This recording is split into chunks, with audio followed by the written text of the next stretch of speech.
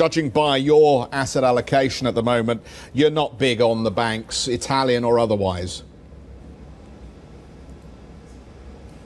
No, we're not. We actually have not had any exposure since 2008 for the simple reason that the quality that you get compared to the return, I think the volatility of banks has been way too high. It's been a restructuring story since 2008, and it's something where you can find much more value for lower risk taken in much different sectors. So far we have not taken any exposure in those. Look at those parts of the market that you do like. Let's just tick the list off. Telecom, technology, global staples, industrials, utilities. There's a good element of defensive in there, but also quite a lot that looks cyclical. So your expectation is that we just see steady economic recovery from here?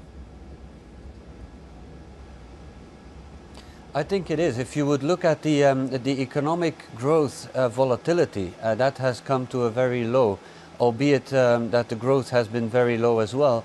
I think it is quite predictable so far. Of course, with the interventions of the central banks, they have stabilized the economic returns in the past few years. But I think it is quite predictable. And the interesting thing is that made companies and sectors which were supposed to be cyclical, non-cyclical. If we look at the large cap technology companies, at their PEs and their yields, this is not what it used to be. These are not the growth companies, not paying any dividends at all. That has changed, and they are becoming cash flow generating companies with a very stable income stream and with very predictable dividend yield. So I think that the character of those growth companies has changed a bit. And of course their global exposure makes them a bit less vulnerable to local events in the economy.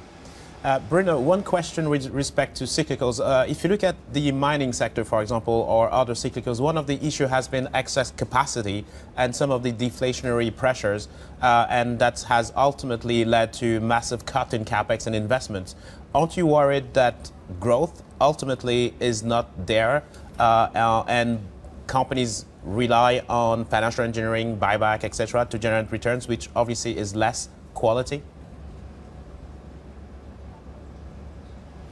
Well, it's less quality, but it's still rewarding in the short term. I mean, we can be very exotic about whether that should be allowed or not. I think pragmatically speaking, it's still improving the results of the company, albeit, and I agree on that, fully artificial. Clearly, the leverage that companies such as the mining industry have used has been playing in their advantage, but the underlying market was tumbling away. What you see there is that I would say the private equity part of that, for example, in cracking, in sand, oil sand companies, that part of the market is immediately wiped away once these underlying markets go down, and it kind of stabilizes the whole price issue quite quickly. We've seen it with oil, and we will see it going forward with soft commodities and with the metals as well.